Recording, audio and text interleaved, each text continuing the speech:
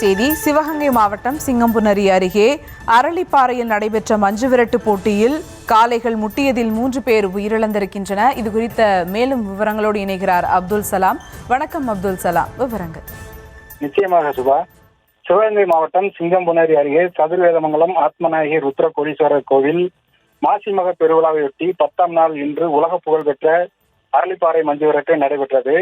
உலக புகழ்பெற்ற அரளிப்பாறை மஞ்சுவிரட்டில் சிங்கம்புணரி அதன் சுற்றுவட்டார பகுதிகளில் இருந்தும் சிவகங்கை, திண்டுக்கல், புதுக்கோட்டை, மதுரை, திருச்சி உள்ளிட்ட பல்வேறு மாவட்டங்களில் இருந்து 500க்கும் மேற்பட்ட காளைகள் கொண்டு வரப்பட்டு வயல்வெளிகளிலும் காட்டுப் பகுதிகளிலும் கட்டுமாடுகளாக நிறுத்தி வைக்கின்றனர்.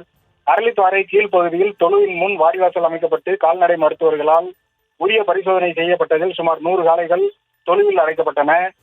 சிங்கம்புணரி வட்டாட்சியர் நாகநாதன் முன்னிலையில் களத்தில் உறுதிமொழி எடுத்துக்கொண்ட மாடுபிடி வீரர்கள் 112 பேர் களமிறக்கப்பட்டனர். 5 நிலை நாட்டார்கள் அனுமந்த கொடியுடன் ஜவுளி எடுத்து அரளிப்பாறை மலை உச்சியில் உள்ள பால தண்டாயுதபாணிக்கு சிறப்பு வழிபாடுகள் நடத்தப்பட்டு தொழுவில் உள்ள கோவில் காளைகளுக்கு வேட்டி வழங்கி முதல் மரியாதை செய்தனர். முதலில் சிங்கம்புணரி சேவுக பெருமாள் கோவில் மாடுகள் அவிழ்த்து விடப்பட்டன.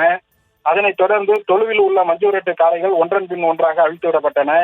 அதே நேரத்தில் ஆங்காங்கே வயல்வெளிகளிலும் காட்டுப் பகுதிகளிலும் நிறுத்தி வைக்கப்பட்டிருந்த 500க்கும் மேற்பட்ட காளைகள் கட்டுமாடுகளாக அவிழ்த்து விடப்பட்டன. இதில் காளைகள் முட்டியதில் பார்வையாளர்கள், மாடுபிடி வீரர்கள் என 75 பேர் காயமடைந்தனர்.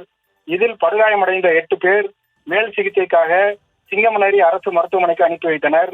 மேலும் இதில் லேசான காயமடைந்த நபர்களுக்கு தொழு அருகிலேயே பிரான்மலை அரசு ஆரம்ப சுகாதார நிலையத்தின் வட்டார மருத்துவர் நபிசா பானு தலைமையில் மருத்துவர்கள், செவிலியர்கள் முதலுதவி சிகிச்சை அளித்தனர்.